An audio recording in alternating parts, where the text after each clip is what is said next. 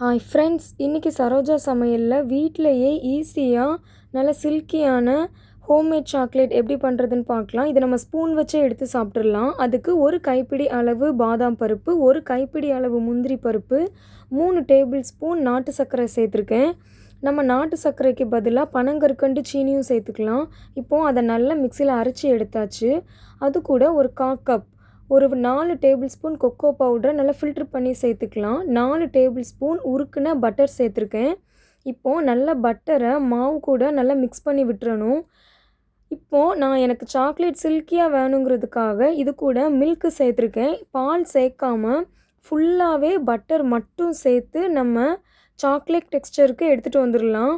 இப்போது இந்த chocolate texture கொஞ்சம் கட்டியாக இருக்குது அப்படின்னா நல்ல சாக்லேட் கடிச்சு வர்ற மாதிரி சாப்பிட்ற மாதிரி இருக்கும். அதனால நான் இன்னும் கொஞ்சம் பால் சேர்த்து இந்த பக்குவத்துக்கு எடுத்து வச்சுருக்கேன்.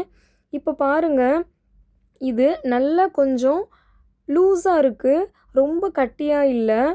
இந்த ஸ்டேஜில் நம்ம சாக்லேட் மோல்டில் ஊற்றி எடுத்தோன்னா நல்ல சில்கியாக இருக்கும், கட்டியாக கடித்து சாப்பிட்ற மாதிரி இருக்காது. அதனால தான் நான் பால் கொஞ்சம் சேர்த்துருக்கேன். ஒரு 2 டேபிள் ஸ்பூன் 3 டேபிள் ஸ்பூன் பால் சேர்த்திங்கன்னா கட்டியாக தான் வரும் சாக்லேட். நான் ஒரு 6 டேபிள் ஸ்பூன் பால் சேர்த்துருப்பேன். இப்போது நான் இதை மோல்டில் ஊற்றலை, ஒரு கிளாஸ் பவுலில் ஃபுல்லாக ஊற்றி அதை செட் பண்ணி வச்சாச்சு. இப்போது இதில் நமக்கு தேவையான அளவு நட்ஸ் சேர்த்துக்கலாம். நான் வால்நட்டை நல்லா உடச்சி சேர்த்துருக்கேன். இது கூட பிஸ்தாவையும் நம்ம சேர்த்துக்கலாம். இப்போது நம்ம செய்ய போகிற சாக்லேட் நம்ம கடித்து சாப்பிட்ற மாதிரி இருக்குதா, இல்லைனா நம்ம இதை ஸ்பூன்லேயே எடுத்து சாப்பிட்ற மாதிரி, லிக் பண்ணி சாப்பிட்ற மாதிரி சில்கியாக இருக்குமான்னு நம்ம சேர்க்குற பால் பட்டரில் தான் இருக்கும். நான் பட்டரை கொஞ்சம் கம்மியாக சேர்த்து பாலை அதிகமாக சேர்த்துருக்கேன். ரொம்ப அதிகமாக சேர்த்துடக்கூடாது. இப்போது 7 மணி நேரத்துக்கு அப்புறமா ஃப்ரீசருக்குள்ளே ஒரு 6லேருந்து 8 மணி நேரம் வச்சுக்கணும். நான் 7 மணி நேரத்துக்கு வச்சுருக்கேன். இப்போது இதை எடுத்து கட் பண்ணிக்கலாம். இதை நீங்கள் 8 மணி நேரத்துக்கு மேலே வச்சாலும் இந்த சாக்லேட் கட்டியாக ஆகாது, சில்கியாக தான் இருக்கும். நம்ம எடுத்து சாப்பிட்ற மாதிரி தான் இருக்கும். இப்போ பாருங்கள், நான் அதை ஸ்பூனில் எடுத்து காட்டியிருக்கேன். இதை வாயில் வச்ச உடனே கரைஞ்சிரும்.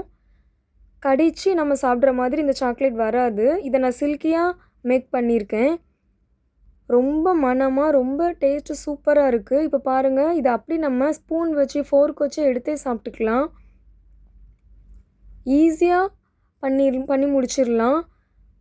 இன்றைக்கி சரோஜா சமையலில் சூப்பரான ஹோம்மேட் சில்கி சாக்லேட் ரெடி ஆகிட்டு. இதை உங்கள் வீட்டில் ட்ரை பண்ணி பாருங்கள்.